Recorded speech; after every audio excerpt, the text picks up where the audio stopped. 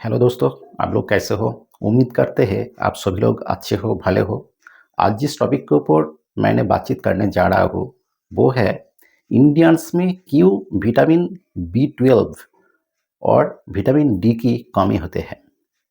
ये जो vitamin D है, ये विटामिन डी सनलाइट से ऑटोमेटिक नेचुरली सिंथेसिस होते हैं हम लोगों की बॉडी में। लेकिन इंडिया में इतना धूप होने के बाद भी क्यों इंडियंस के लोग में ये विटामिन बी 12 और विटामिन डी ये क्यों कमी होती है। तो चलिए शुरू करते हैं। ये जो सनलाइट होते हैं, ये सनलाइट की जो अल्ट्रावायोलेट जो रे होते हैं, उसी से ये विटामिन डी सिंथेसिस होते हैं। और ये अल्ट्रावायोलेट की दो तरह की होते हैं, एक यूवी ए और एक यूवी बी। ये जो यूवी ए वाला जो पोर्शन होते हैं, इसे विटामिन डी सिंथेसिस में इसका कोई काम नहीं है। सिर्फ UV B vitamin D synthesis में इसका ये रोल प्ले करते हैं। लेकिन क्यों कमी है? क्योंकि ये जो यूवी बी वाला जो पोर्शन है, ये ज़्यादातर 11 AM से 2 PM तक ये मिलते हैं। लेकिन इंडियंस की लोगों में अनकॉन्शियसनेस की वजह हम लोग ज़्यादातर क्या करते हैं, हम लोग जो मॉर्निंग की सुबह की जो सनलाइट होते हैं, वो हम लोग ज़्यादातर लेते हैं। लेकिन सुबह की सनलाइट में ये जो यूवी बी वाला जो पोर्शन वो तो नहीं होते हैं, इसलिए विटामिन डी सिंथेसिस नहीं होते हैं और हम लोग विटामिन डी की कमी में हम लोग सफ़र करते हैं। सेकेंड वाला जो रीज़न है, इंडियंस की लोगों में ये जो मेलानिन होते हैं, जो ये स्किन में, ये त्वचा में एक रंजक होते हैं। ये मेलानिन ज़्यादातर ये स्किन का जो कॉम्प्लेक्शन होते हैं, वो गोरा होगा या श्यामला होगा, ये तैयार करते हैं।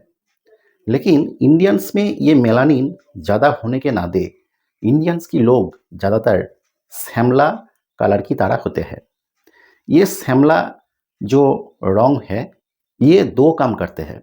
ये हम लोग को सनलाइट से प्रोटेक्ट करते हैं, लेकिन ये जो यूवी बी वाला जो पोर्शन है, इसको हम लोगों की ये शरीर में ये एब्जॉर्ब करने में ये बाधा दान करते हैं, ये ब्लॉक करते हैं। इसलिए धूप में काम करने के वजह भी हम लोगों की विटामिन डी की कमियां रह जाते। इसके बाद आते हैं विटामिन बी 12 क्यों इंडियंस में कम होते हैं। विटामिन बी 12 ये ज़्यादातर एनिमल फूड में ही मिलते हैं। लेकिन ये स्टैटिस्टिक्स देखा जाए तो 40% लोग वो वेजिटेरियन होते हैं। इसलिए वो बी 12 फूड के साथ हमारा ये शरीर में कम जाते हैं और विटामिन बी 12 की कमियां रह जाते। और दूसरा, हम लोग ज़्यादातर ये चाय और कॉफ़ी पीते हैं, हम लोग जब भी कोई मील वगैरह ये सब खाते हैं तब। लेकिन ये जो चाय और कॉफ़ी ये विटामिन बी 12 हम लोग की शरीर में एब्जॉर्प्शन होने में बाधादान प्राप्त करते हैं, वो ब्लॉक करते हैं। इसलिए हम लोगों में ये विटामिन बी 12 की कमियां रह जाते हैं। इसके बाद बात करते हैं ये जो कमियां हैं विटामिन बी 12 और विटामिन डी, इसको कैसे इंक्रीज किया जाए, कैसे बढ़ाया जा सकता है डाइट से और नेचुरल तरीके से। तो पहले बात करते हैं विटामिन डी को कैसे इंक्रीज किया जाए, कैसे एनहेंस किया जाए। तो जो नेचुरल तरीका है, सनलाइट पहले बातचीत किए हैं कि सनलाइट से ही विटामिन डी नेचुरल तरीके से नेचुरली हम लोग की शरीर में एब्जॉर्ब होते हैं। तो हम लोग को क्या करना पड़ेगा, ये जो 11 AM से ये 2 PM तक हम लोगों को सनलाइट में रहना होगा। सारा बॉडी हम लोगों को ये धूप में ना रख के, ये हैंड्स, लेग्स, पैर और ये जो फेस अगर एक्सपोज करते हैं सनलाइट में, तो उसी से विटामिन डी सिंथेसिस हो जाते हैं और वो डेफिशिएंसी वो पूरा करते हैं। लेकिन ये धूप के टाइम ये जो सनस्क्रीन जो लोशन होते हैं, ये सब वगैरह नहीं इस्तेमाल करना चाहिए। इसके बाद जो डाइट होते हैं वो है डिम का जो योक होते हैं। ये योक बहुत ही एक रिलायबल सोर्स होते हैं विटामिन डी की। और एवरीडे, हर दिन 2 और 3 ये जो उबलने वाला जो एग्स होते हैं, अंडे, बॉयल्ड एग्स अगर हम लोग खा लेते हैं हफ्ता में 4 और 5 दिन, तो विटामिन डी का जो कमियां हैं वो पूरा करने में काम करते हैं। तीसरा, जो फैटी फिश होते हैं जैसा सैल्मन, रुई, ये सब जो फिश होते हैं, इस मछली खाने में भी विटामिन डी का जो कमियां वो पूरा हो जाते हैं।